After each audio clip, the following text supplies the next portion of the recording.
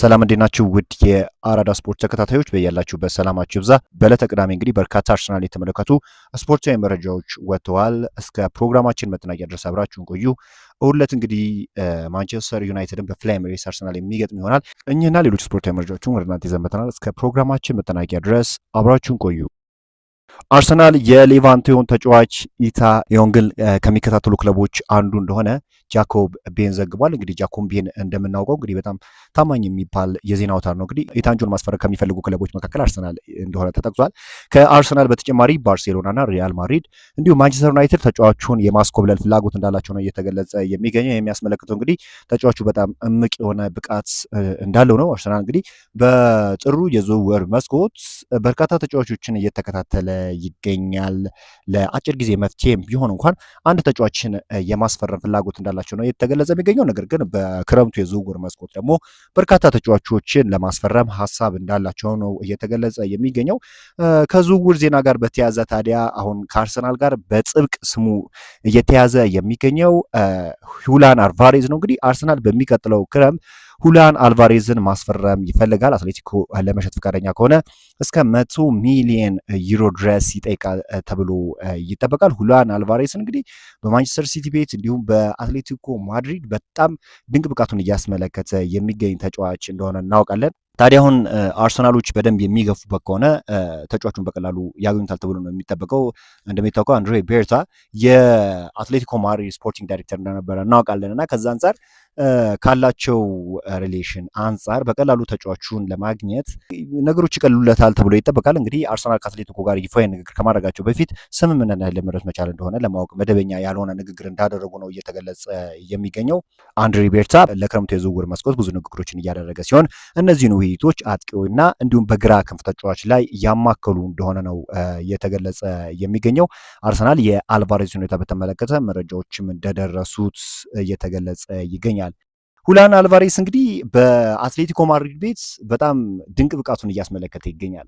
ፍሪኪኮችን ያስቆጥራል፣ እንዲሁም ደግሞ በጣም ቀልጣፋ የሚባል ተጫዋች ነው። አሁን አርሰናል ቤት ቢመጣ አስቡት እንግዲህ አሁን ካለው እንዲሁም አርሰናል እኮ በፊት መስመር ላይ እኮ ጠንካራ የሚባል አይነት ክለብ እኮ አይደለም። ብዙ የሚነሱበት ጥያቄዎች አሉ ከሌሎች ክለቦች አንጻር።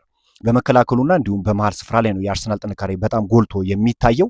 አሁን አንድ ቦታ ላይ ብቻ መስተካከል አለበት። እሱም ደግሞ የፊት መስመሩ ላይ አርሰናል የፊት መስመሩ ላይ መስራት የሚችል ከሆነ በተደጋጋሚ ዋንጫዎችን የማያነሳበት ሪዝን ይኖራል ብዬ አልገምትም። ምክንያቱም ኦልሞስት ሁሉንም ቦታ ያለበትን ችግር መፍታት ችሏል። በአውሮፓ መድረክ እንዲሁም በፕሪሚየር ሊግ ያለውን ስታት ስንመለከት ከየትኛውም የፕሪሚየር ሊግ ክለብ የተሻለ ነገርን እያሳየን ይገኛል እና አሁን በፊት መስመር ላይ ያለበት ችግር ለአንድሪ ቤርታ የታያቸው ይመስላል። አሁንም ቢሆን በክንፍ መስመር ቦታ ላይም እንደዚሁ አርሰናሎች በርካታ ስራዎችን ለመስራት ሀሳብ አላቸው።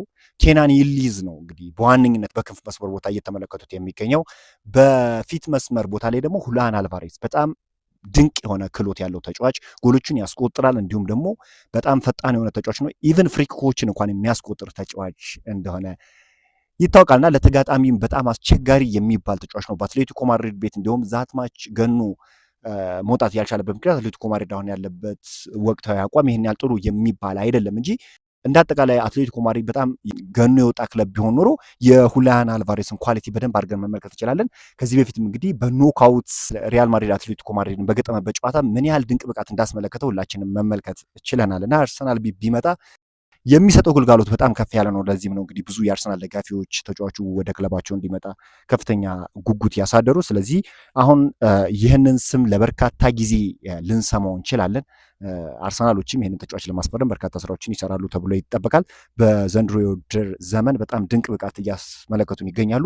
ይህ ተጫዋች የሚመጣ ከሆነ ደግሞ ለተከታታይ ዓመት ይህንን ነገር ማስቀጠል ይችላሉ። እንግዲህ ከሀቨርትስን በተመለከተ መረጃ ወጥተዋል። እንግዲህ አሁን ዋናው ነገር ገጥሞ ስለነበረ ጉዳት አይደለም። በሚቀጥሉት 6 ወይም 8 ሳምንታት ውስጥ ምን ይፈጠራል የሚለውን ነገር እንመለከታለን። ወሳኝ ጨዋታዎች እየተቃረቡ ሲሄዱ ሁሉም ተጫዋቾች በጥሩ የአእምሮና የአካል ሁኔታ ላይ መሆናቸውን ማረጋገጥ አለብን ብሏል አርቴታ። አክሎም ከሀቨርትዝ አስደናቂ ሪከርድ ያለው ተጫዋች ነው። የተፈጠረው ነገር ተፈጥሯል እና እያንዳንዱ ተጫዋች ቢያንስ አንድ ጊዜ በእንደዚህ አይነት ሁኔታ ውስጥ ያልፋል። እሱም ይህንን ጊዜ እያሳለፈው ነው። ይህም ስላጫወቱና ስለ ሰውነቱ የበለጠ ነገር አስተምሮታል። እናም ለኳስ ያለውን ፍቅር የበለጠ እንዲያውቅ አስችሎታል። ኳስ በማይጫወትበት ጊዜ እንዴት መቋቋም እንደሚችል ተምሯል። ለስኬት በጣም የተራበ ሰውና በጣም የተሻሉ የተሻለውን ካይ ሃቨርትዝ እንደምንመለከት ተስፋ አድርጋለሁ ሲል ነው የተናገረው። በሚቀጥሉት ጊዜያት እንግዲህ በጣም የተለየ ኳሊቲውን ያስመለክተናል ተብሎ ይጠበቃል። ይሄ ድንቅ የሆነ ተጫዋች በአርሰናል ቤት በመጣባቸው ጊዜያት ይህን ያህል ደምቆ መመልከት አልቻለም። እንዲሁም ብዙዎቹ የአርሰናል ደጋፊዎች በጊዜያዊ ወይም በወቅታዊ አቋሙ ሲተቹት የነበረ ተጫዋች እንደሆነ እናውቃለን። ነገር ግን ከጊዜ ጊዜ ሚካኤል አርቴታ ተጫዋቹን ማሻሻል ችሏል። እንግዲህ ሚካኤል አርቴታ ሁሌም ቢሆን የሚነሱበትን ትችቶች የሚፈታ አይነት አሰልጣኝ ነው።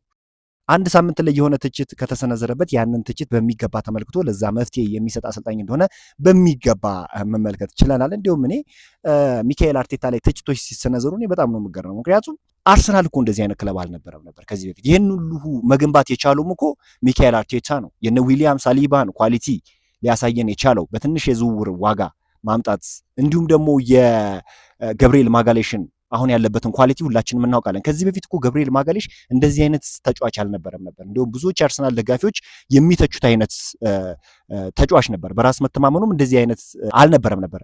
ነገር ግን የሚካኤል አርቴታ ተጽዕኖን በሚገባ መመልከት ችለናል። ሚካኤል አርቴታ በሚገባ በራስ መተማመኑን እንዲገነባና እንዲሁም ደግሞ የመሪነት አይነት ባህሪ እንዲኖረው ያደረገ አሰልጣኝ ነውና ለሚካኤል አርቴታ አድናቆት ልንቸረው ይገባል እንጂ ያው ሁሉም አሰልጣኝ እኮ የሚተችባቸው ፖይንቶች አሉ።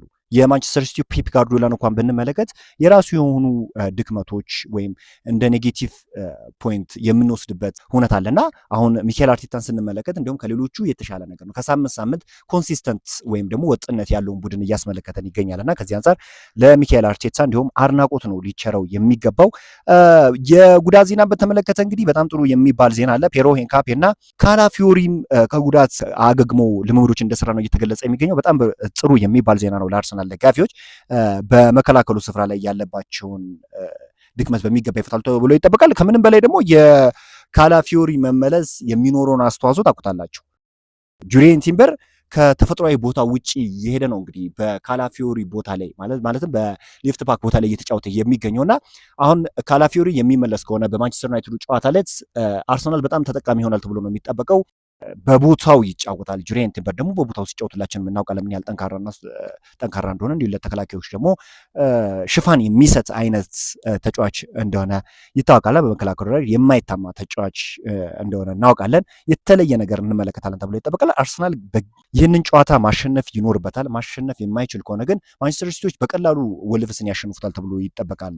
በእርግጥ አሁን ያለበት አቋም ሊተነበይ አይቻልም። ነገር ግን አርሰናል ግዳጁን መወጣት አለበት። ማንቸስተር ዩናይትድን በሜዳው እንደመሆኑ መጠን አንደኛም ደግሞ የታይትል ኮንቴንደር ወይም እንደመሆኑ አንፃር አርሰናሎች ይህንን ጨዋታ የግድ ማሸነፍ ይኖርባቸዋል። እስቲ እናንተስ ያላችሁን ውጤት ግምት አስቀምጡልኝ እላለሁኝ። በዛሬው ዕለት እንግዲህ አርሰናል የተመለከቱ ስፖርታዊ መረጃዎች ይህን ይመስላሉ። በአዳዲስ ስፖርታዊ መረጃዎች እስክንገናኝ መልካም ሁሉ ተመኘው።